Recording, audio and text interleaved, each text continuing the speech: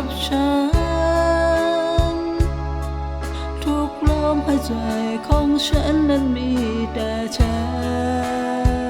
แต่สิ่งที่ฉันอยากถามและไม่เข้าใจ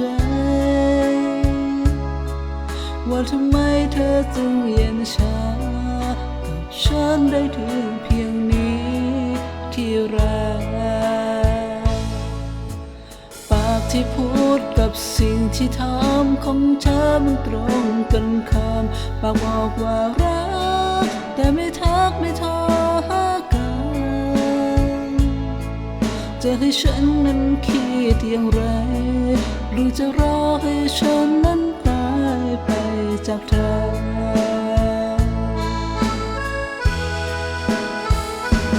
แต่จากฉั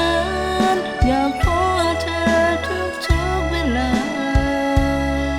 แต่ว่าฉันก็ได้แต่คิดถึงเธอไปก็จะไม่รับสายอยู่ดี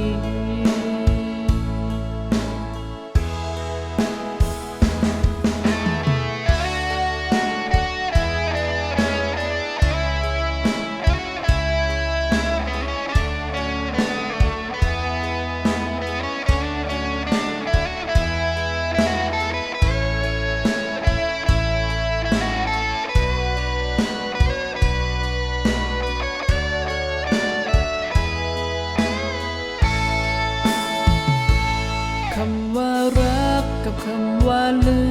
มมันคนละความหมายกันแต่ว่าฉันรู้สึกว่าเธอไม่เข้าใจความหมายของคำว่ารักกับคำว่าลืมมันต่างกันอย่างไรคำว่ารักรู้ไหมสำหรับฉันหายใจของฉันนั้นมีแต่เธอแต่สิ่งที่ฉันอยากถามและไม่เข้าใจว่าทำไมเธอจึงเย็นชากับฉันได้ถึงเพียงนี้ที่รักปากที่พูดกับสิ่งที่ทำของเธอมันตรงกันข้ามปากบอกว่ารักแต่ไม่ทักไม่โทรหากัน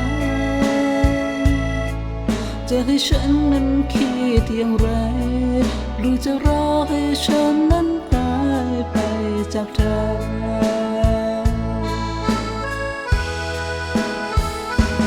แต่จากฉันอยากโทรหาเธอทุกเวลา